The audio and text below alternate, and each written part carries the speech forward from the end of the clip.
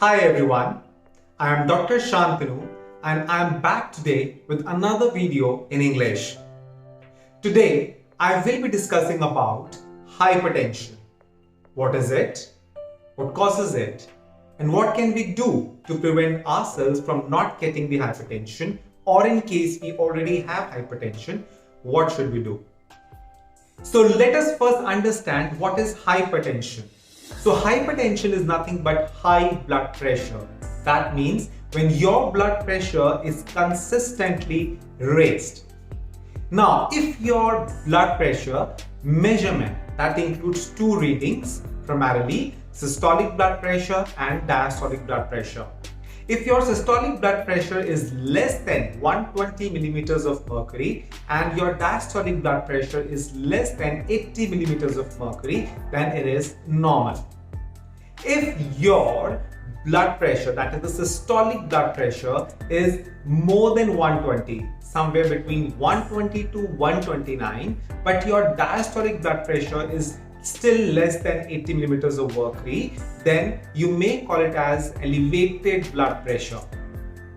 But if your systolic blood pressure is between 130 to 139 and your diastolic blood pressure is between 80 to 89 millimeters of mercury, then it is called as hypertension stage 1. And if your systolic blood pressure is more than or equal to 140 millimeters of mercury and diastolic blood pressure is more than or equal to 90 millimeters of mercury, then it is called hypertension stage 2. Now, why do we need to talk about hypertension? Why is it important and why is it a serious problem? Hypertension is also called as silent killer. Why? Because it may not come to you with some warning signals or some with warning symptoms or some serious symptoms. It remains undiagnosed for a couple of months or years before you actually come to know that you are suffering from hypertension. And if it is left untreated, hypertension may lead to serious complications like chronic kidney diseases or heart disease or even stroke and eventually death. To know if you are suffering from hypertension or high blood pressure, you need to measure your blood pressure levels. You can get them monitored or measured by a physician or a nurse. To come to a diagnosis or to confirm your diagnosis, you need to monitor your blood pressure levels on two different occasions. Blood pressure is affected by your activity levels, your meal timings, your stress levels. So it is important that you get your blood pressure monitored out of office settings as well. Everyone is at risk of having hypertension or developing hypertension or high blood pressure, but there are certain people who are at a higher risk than the general population of developing hypertension. So what are those risk factors? Yes, number one, if you are overweight or obese, if your body mass index is more than 23 kilograms per meter square, as I discussed in my previous video, then you are at risk of having hypertension. Or if you have a sedentary lifestyle or poor fitness level when you are not physically active too much. If you smoke or have high stress levels, then you are also at risk of having high blood pressure. Or if you are diabetic or have altered blood lipid levels like high cholesterol levels or high blood lipid levels like triglyceride levels or low HDL cholesterol or high LDL cholesterol, then these are also the risk factors for having hypertension. If you have sleep apnea problem wherein you tend to lose breaths in between during your sleep, or if you have poor dietary habits wherein you take a lot of calorie or fat or oil rich diet, or if you smoke, as well as with advancing age or your increasing age, you tend to have higher risk of having hypertension. And especially when you have a family history of hypertension or any cardiovascular disease, then it is also a risk factor for having hypertension.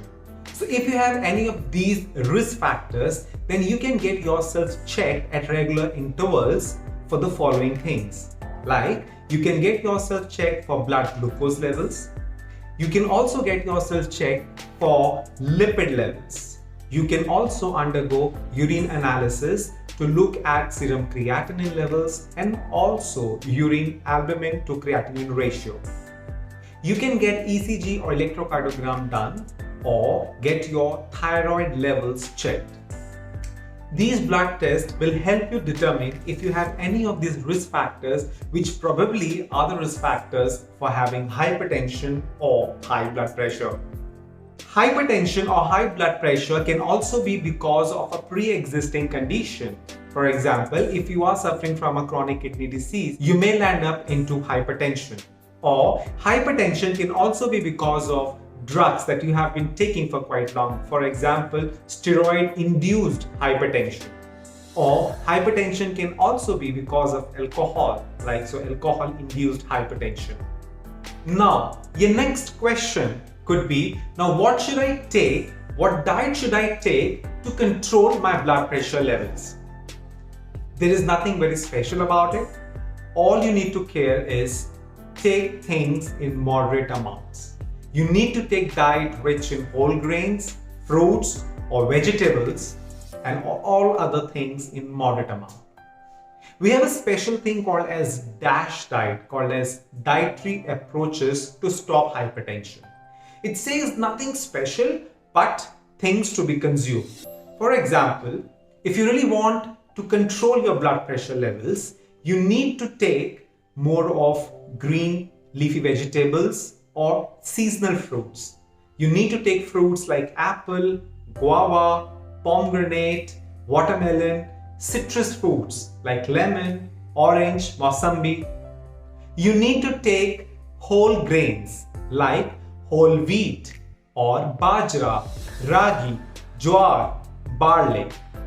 You need to incorporate high quality fat and food items rich in antioxidants. For that, you can take unsalted nuts. For example, 20 to 25 almonds a day or 6 to 8 halves of walnuts or 25 to 30 grams of cashew nuts. But all of them have to be unsalted, no added salt to them.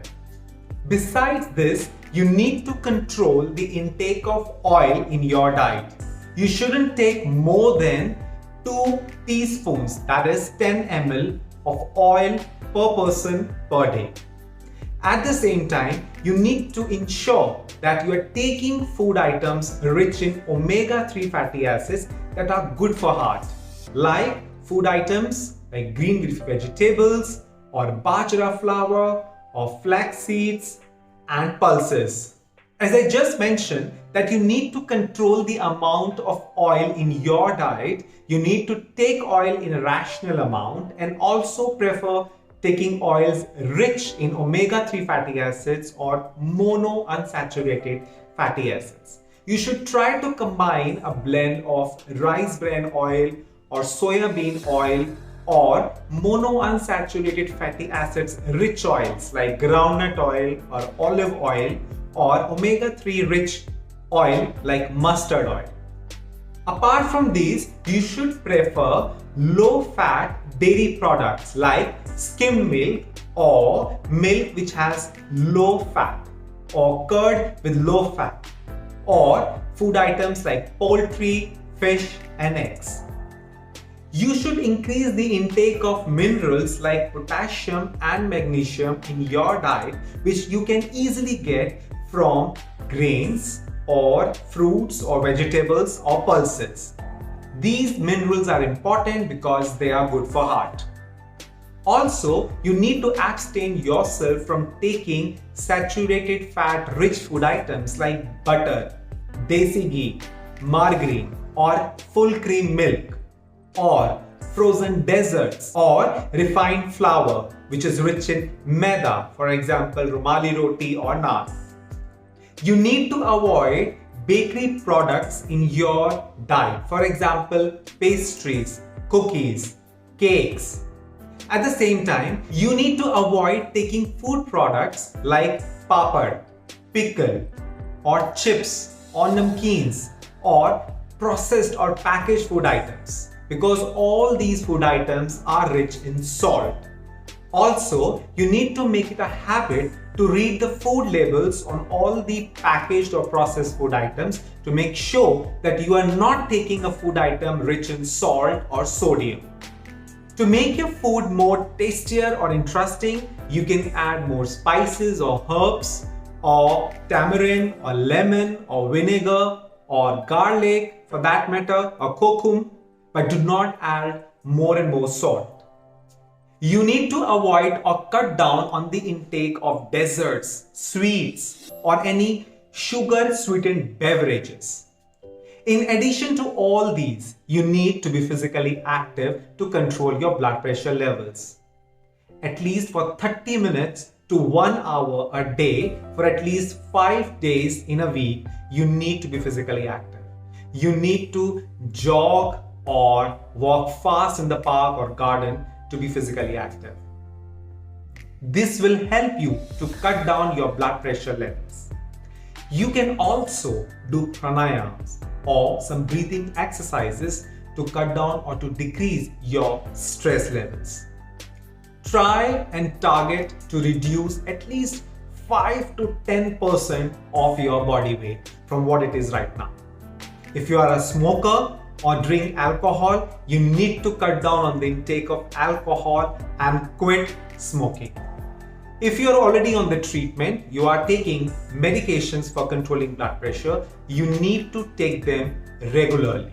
This is a common myth, and I have been encountering this since I started my practice, that people who think that they are feeling quite okay today, they're not having headache, or they don't think that their blood pressure is raised, so they don't take medication. Please, I request everyone that all those who have been started on the medication for blood pressure, they need to take the tablets every day in consultation with the physician. If your blood pressure is consistently raised on more than one occasion and the doctor has prescribed you to start antihypertensive medication or blood pressure medications, you need to take them regularly. Now, the last 6 tips that you can adopt to reduce or control your blood pressure levels. Number 1, do not sprinkle salt over curd or salad or any other food items from the top. Do not keep food items like pickle, achar, chutney, papad, or any processed or preserved food, or jam, jellies, or instant soups, or sauces, or ketchup. Avoid taking bakery food products or items like biscuits, cookies, cakes, pastries, donuts, waffles, or puffs. Avoid taking food items rich in saturated fat like margarine, butter, vanaspati. Cut down or stop taking salted nuts or chips or bread or popcorn rich in butter or salt.